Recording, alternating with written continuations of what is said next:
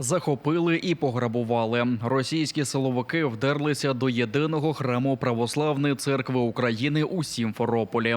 Окупанти вибили двері кафедрального храму святих рівноапостольних Володимира і Ольги, описали і викрали майно, розповів головний редактор газети «Кримська світлиця» Андрій Щекун. За його даними, учасники грабунку – представники окупаційного фонду держмайна Криму під керівництвом Московського судового пристава Євгенія Новікова.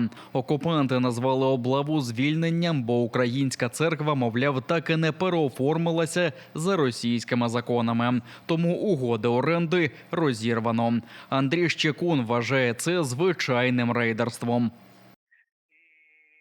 Відповідно, ми все фіксуємо, документуємо і подаємо прокуратуру Автономної Республіки Крим, міста Севастополя. Наразі ми діємо досить публічно. Наша справа є Європейського суду з прав людини. І факт є з того, що це єдина релігійна громада в Криму, яка не пішла на співпрацю з окупованим режимом в Криму.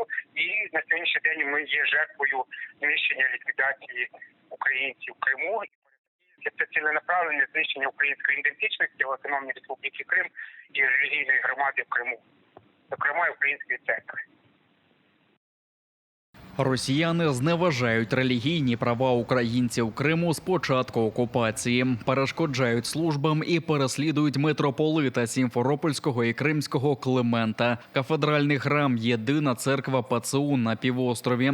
Виселити громаду з храму окупанти вирішили ще 3 роки тому. Тоді ж Європейський суд з прав людини звернувся до Росії через утиски вірян. Минулого року Верховна Рада України ухвалила рішення про передачу в державну власність майна кафедрального собору рівноапостольних князя Володимира та княгині Ольги у Сімферополі.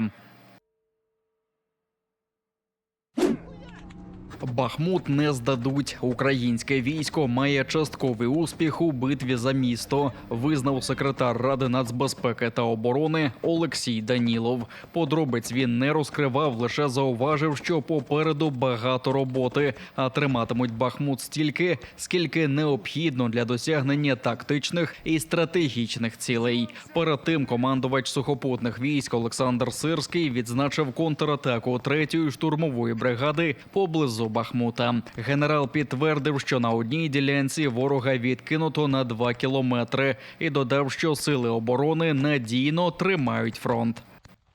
Підтягуємося! Давай, когда пробегаться.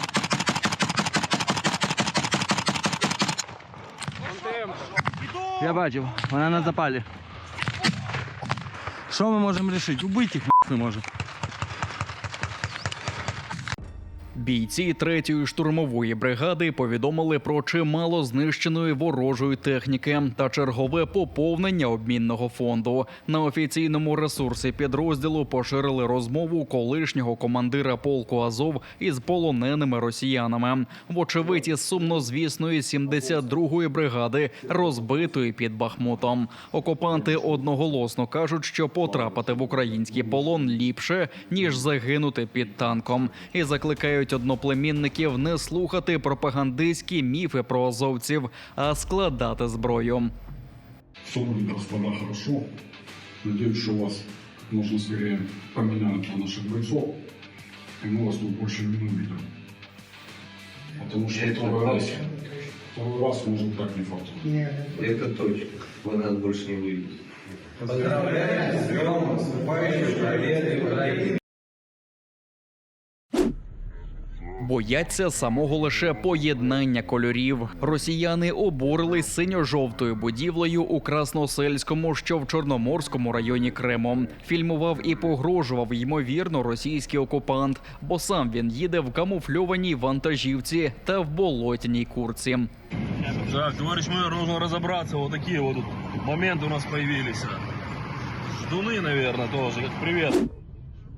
пошкоджений в нерівному бою із бордюром. Окупанти впустили 80-річний танк Т-34 у Севастополі. Його ненадійно закріпили на тралі і під час перевезення злетіла гусениця. На найближчому повороті танк вилетів на узбіччя. Ремонтувати престарілу бойову машину взялися у військовій частині окупаційного Чорноморського флоту, якому й довірили єдиного танка для виставки 9 травня.